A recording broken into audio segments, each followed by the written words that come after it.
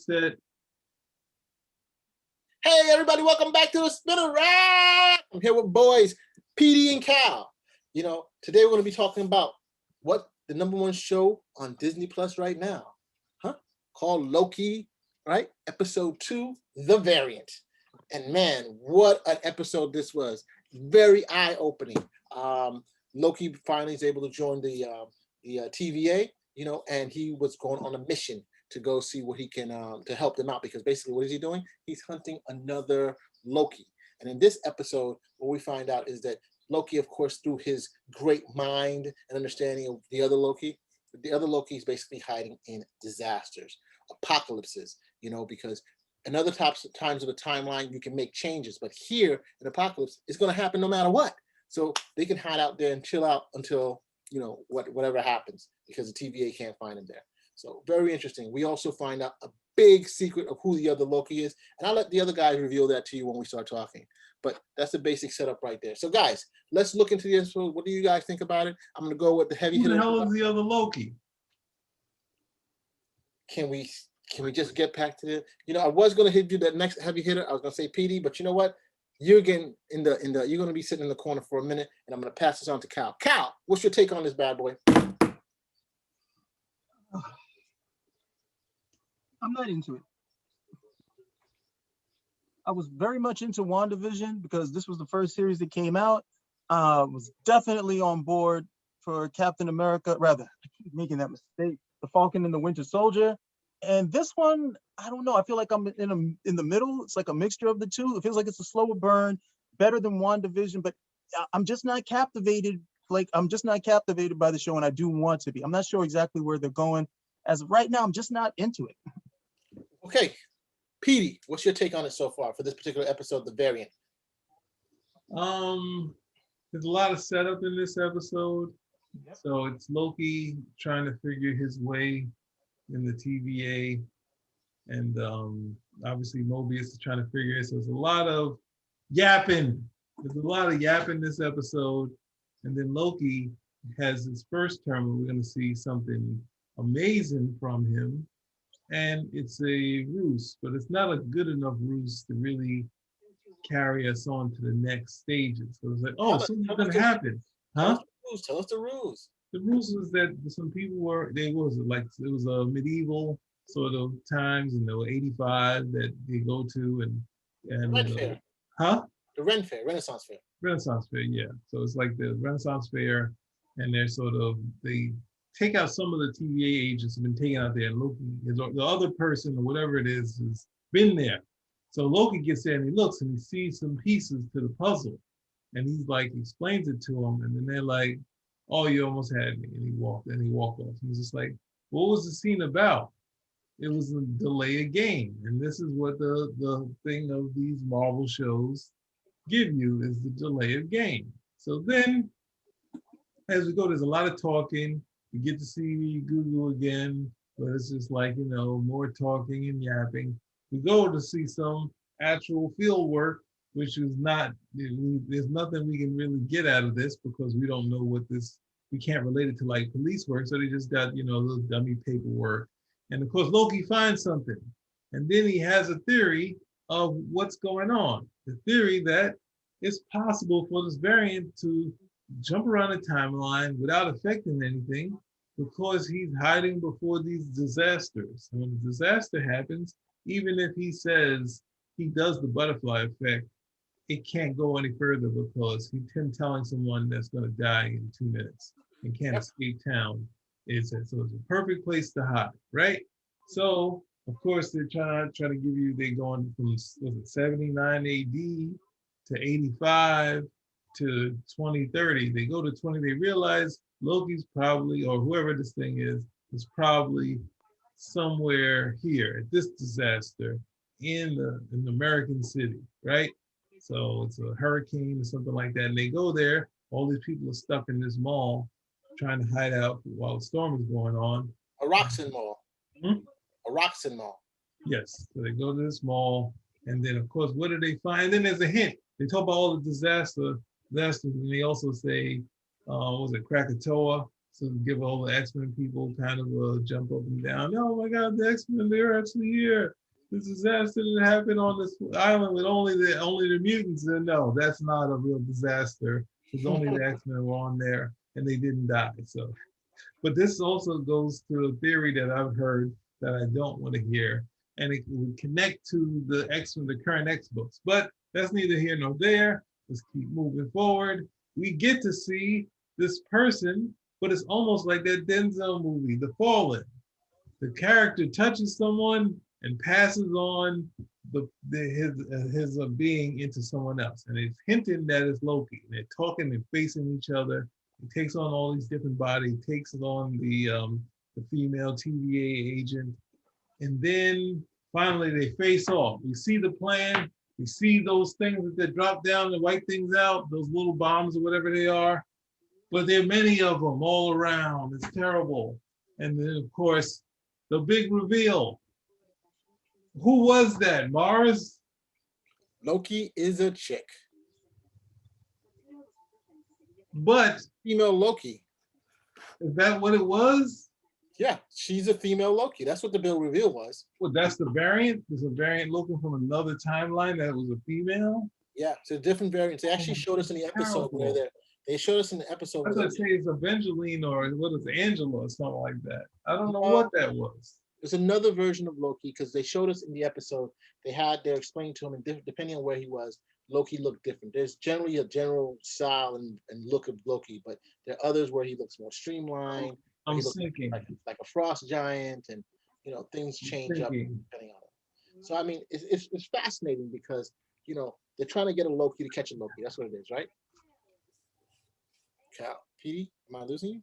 it's not fascinating. You're definitely losing. My energy is going. It's falling down. So what Lady Loki did is that she's been knocking Lady Loki. Lady Loki. She's been knocking off all these Minutemen. That's what they call the TVA's teams, the hunters or whatever. And they must really suck. When she knocks them off, she takes their time, the things they use to change the time, basically. To clear out they just don't know how to use their stuff. They're idiots. They're like the stormtroopers. Possibly. They didn't expect anything to happen to them. So what she does is that she uses these time bombs basically to kill the multiple timelines from existing. But let me ask you a question then. If you were the emperor, right? You are the emperor, right? Timekeeper himself? No, I'm saying, like, let's use Star Wars as an example. Okay. If you are the emperor, would you leave the instructions on how to get to your base in stormtroopers? I don't understand. And how does that relate to Loki? In Loki, the girl that we see get beat up in the beginning, like she's cool, and the next thing you know, we see her lose, right? She's really cool, and then she loses. She's in shock when we see her again. She's like, oh my God, oh my God, oh my God, oh my God. And they say, I told them how to get to the timekeepers. Why would you give your underling information to get to the timekeepers? Well, if you are being tortured, possibly that's the case. I'm saying, how do you give that information to the underling? All right, as a leader, would you give your subjects the passage, the map to get to you to kill you? So first of all, I would not have subjects. Since this is a democracy, I would have voters who would have voted me into whatever office that needs to be voted to. And I would not look at them as subjects. I would look at them as independent people with like-minded ideas. Those independent people have the way to destroy you. Just answer yes or no. You get what I'm saying? I had to use this elaborate example. No, they would not have the ability to destroy me. So that's the point of the story, is that all these things, and as I'm saying, if it was a basic thing of just dropping those things on the TVA, I'd be fine. But somehow this is going right to those timekeepers. So we get hopefully we get to see them, but who knows how bad that could be. But take a look at this. Loki, the whole thing in the very beginning when he was stalling for time, his goal is that he wants to go straight to the timekeepers. And he basically says, you know, he was stalling the time because he wants to go to the timekeepers, knock them off, and take over the whole situation. That was his goal. And Mobius like, yeah, that's what you wanted to do. We know what you want to do. So think about it. If she's Lady Loki, she probably may want to do the same thing, but she's going through this elaborate plan to blow, to make the timeline, the sacred timeline, go crazy, you know, with the different branch times and them having to deal with it. I'm more interested in how the hell did they get everybody into the same timeline, if that's what they're saying, and how this interacts. This may help with the multiverse of madness and the Thor Love and Thunder, and how this could help to explain it, and how they could bring in the X-Men, probably they're from another Earth and another multiverse, and they come in. Lord. So I mean, that's where I'm looking at right now. We're gonna spec on X-Men every single show when it comes to something with Marvel. Come on. Until they pop up, yes, we're gonna be talking about X-Men forever. And you're saying that they had to prune the timeline, so then the X-Men gets pruned into the timeline. Another problem is any of that. They can just bring them in. It doesn't matter. But he keeps going with the having to build them up to break them down, to bring them in there. You got to do all this stuff to bring them into the actual timeline. I mean, you just do an X-Men movie. Well, how does it relate to the Avengers? And what were they doing? Like the thing is, oh, Feige, how you doing? Yeah, we were just talking about that. Yeah, about your elaborate plan. The whole Phase 4 is really an elaborate plan to bring in the mutants and Fantastic Four. Oh, I know. Thanks for telling me. Oh, it's supposed to be on a down low? I know. I keep telling you. No, all right. You did one mistake. You did one mistake. Bye-bye. You know, hey, don't forget the resumes there. I know mine's is in. I told PD to do his too. Look, they can do exactly what PD said. They could just literally have somebody in Australia, and out of nowhere, they see this dude sitting on a rock out in the outback, and they're like, hey, what's going on? He spins a bull roar. These guys come through. Oh, it's the X-Men. Where have you guys been? Oh, well, we were taking care of something. What did we miss? Done. Done. They're there. Doesn't take it. You can do it. It's not a big deal. You don't have to... Ring. Oh, hey, how you doing, Feige? No, this is how you do it. Don't do that. This is it. You say ring. You pick up the phone and you say, hello? Oh, hey guys, it's Feige. Hey, Kevin. Like that's how you do it. You trying to tell me how much? I did laugh. I'm just saying you can add. Tell me how much this should go. Okay, Jesus. You know. So listen, overall, I thought the episode was pretty good. I think it was really strong. Of course, there's a lot of exposition. There's a lot of discussion as to what's going on because you know this whole timeline thing always throws people for the loop, and so you're going to probably have this at least a slow burn until this thing finally happens. The whole battle where you have the whole thing where you have the Loki going from body to body to body to body. You know, I think he was trying to explain the whole issue of his powers being that he's not like putting fake versions of himself, but he's actually making a version of himself, you know, to show, you know, it's pretty interesting. And we all know that Loki's a shapeshifter, so this is just perfect that she's going on. I'm just intrigued. The very fact that, you know, I'm not sure her being a female Loki is the intriguing part. More the issue is that how do you deal with your greatest enemy, who is yourself, or is it really an enemy? Because you know she could turn out to be different. You know, the time keepers, those guys don't seem exactly the most nice kind of guys. So it's possible that something else could be happening on the background from where we are, because they're maintaining this. Who decides what should be construed as the actual sacred timeline? You know, all the space jumping the Avengers did seem to have flown in, but Steve Rogers kind of seemed to have broken that. You know, so Steve Rogers broke what? He went back in time, married. Jumped back in time to deal with Peggy. Who decides that's okay? Well, they keep talking about it like it's a sacred timeline, so it really kind of. I don't really think of I think that's where you lose kind of grandeur in these things. So same with the Asgard, where they talk about it like it's just sort of it's like Mars or something like that, or it's another solar system. It's like, oh yeah, Ragnarok happened on this planet Asgard, and we lost X amount of people. Like we kind of lost grandeur. We're saying, hey, this Rainbow Bridge is something totally off. That, you know, some sort of godly plane, that sort of thing, rather than just another thing out in space. So I don't know. It's one of those things where they kind of this thing of trying to say, pat themselves on the back on their timeline, saying, yeah, the TVA is trying to keep the sacred timeline. It's really different instead of saying, hey, there are 3 million of them, and they're I don't know. It's just weird. I guess they've changed it, so I mean, I have to at some point accept what it is, rather than say, hey, these guys should just be, dealing with the timeline. The whole point of it is saying, dealing with the fact that there's multiple ones, not trying to say, hey, they're breaking off and then we'll get, now after we couldn't get to the multiverse of madness without the Loki series. Well, I think an explanation of it, but I mean, think about it. If there's one, we could just look at it. If there's one power, in essence, we're using the emperor power, and they're the ones who decide what things should be. Like, hey, a pound should, a kilogram should be 1,000. I'm losing it right there. I totally forgot the measurements, but if the measurement should be 1 to 10 or 1 to 1,000, right? The point is, nobody's making that call, and everybody has to follow it.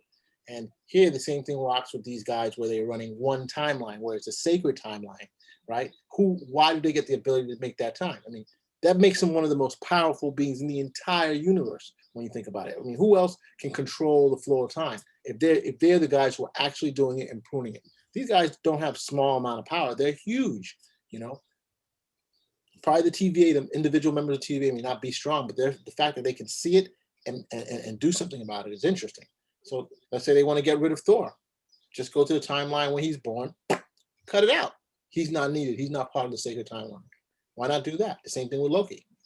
Who decides? And that's where their power seems very almost omnipotent. There we say. Right? Who wants Loki sitting around running the TVA? What if it's Kang running the TVA? I mean, this is something he's always done. Kang has taken over parts of the universe, right? Parts of the timeline, hasn't he? That's his whole thing, conquering the whole thing, right? I mean, people have been saying the middle guy looks like Kang.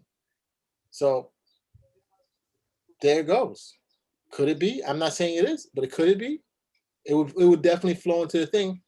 We don't need a fantastic. The end scene in episode 9 where we see Kang. We're not going to see Kang in one of the TV series.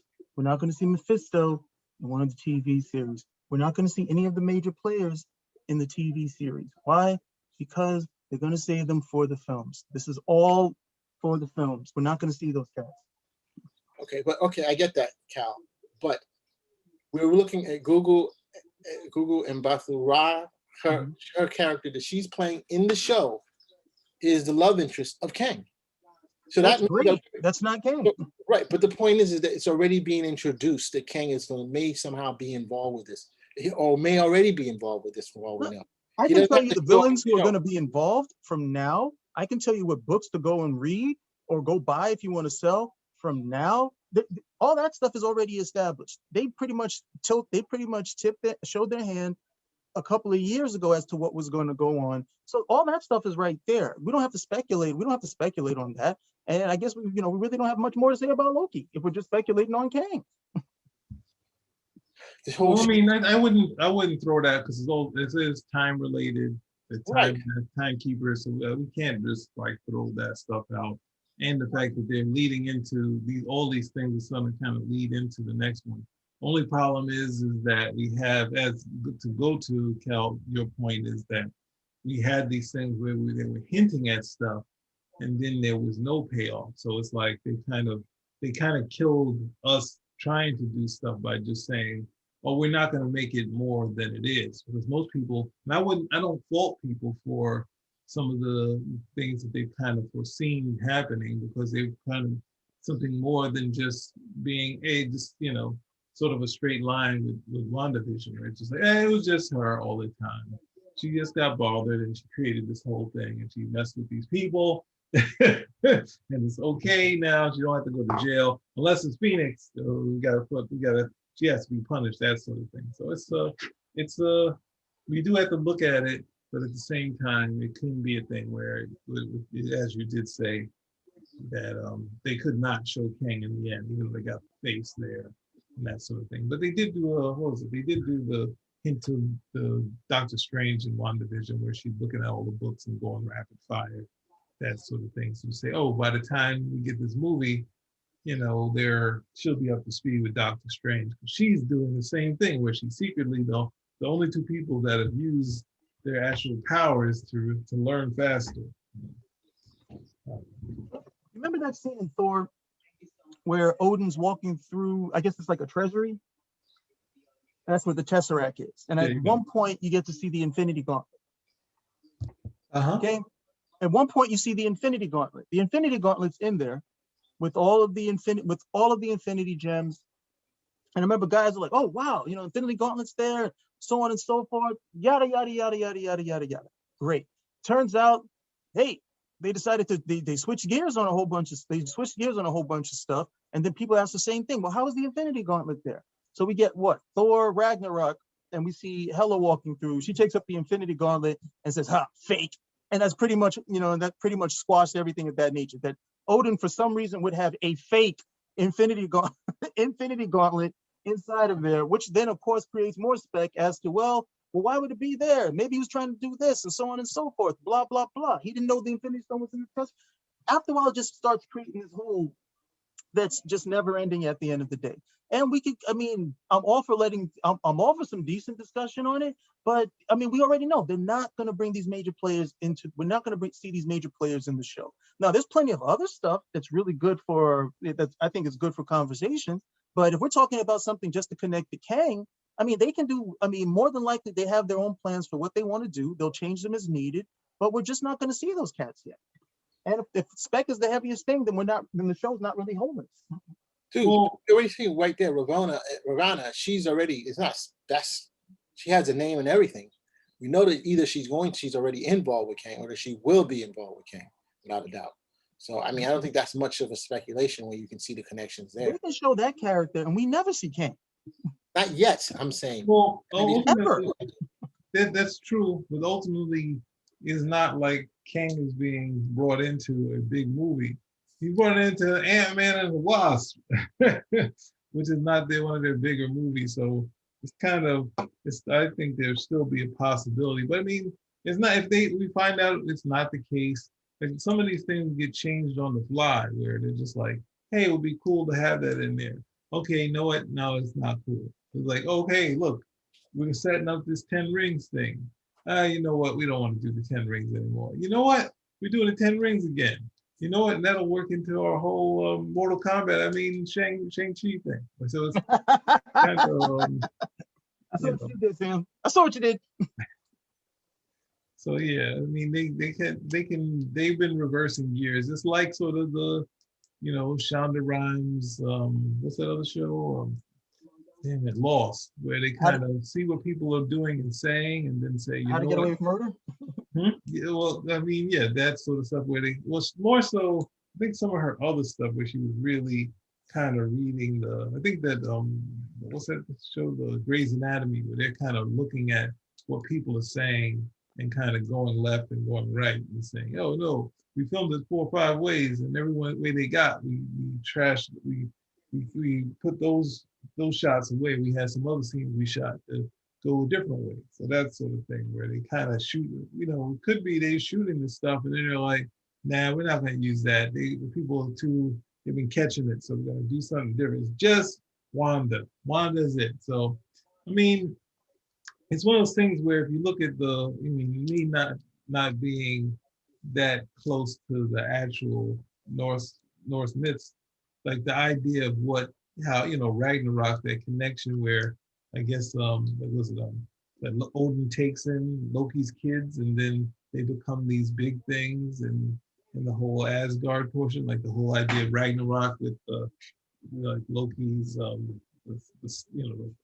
the snake becomes this big world, the Midgard serpent becomes this big thing, and Loki's connected to that sort of power that Loki has, instead of, okay, he's definitely a prickster doing something to Thor's wife's hair and all that stuff, but then the bigger ramifications of the stuff that he does, I don't think we really captured that yet, which is kind of where I think you know, some of the comics were trying to do, where you know they're doing some of the tricks that he did. I don't think this one so far is getting it. They get into it at some point where he could possibly rule, but this like it felt like Loki. If you look at the myths, he's kind of going further than that. His seeds that he plants, grows up and blows up like entire, you know, Asgard and all that stuff. So I like to get to more of that rather than this sort of, you know, backwards Doctor Who, as Mars called it. I didn't mean to slander any Doctor Who fans. My apologies if they take that as an insult. No, Doctor Who is good. Yeah, but a backwards Doctor Who we're not necessarily on board for. Yeah. It is. So any more questions about this, guys? I didn't have any questions to start. No Yeah, more I know. No It is what it is. If the story picks up, we'll have a lot more to talk about. And we'll definitely still be talking about the King because this is time. And we'll definitely be talking about the connections to it. So, hey, everybody, thank you for showing up once again. Comment, subscribe, like, please. This is Spinnerack. And once again, this is our review of Loki episode 2, The Variant, which we love very much. Spinnerack, out.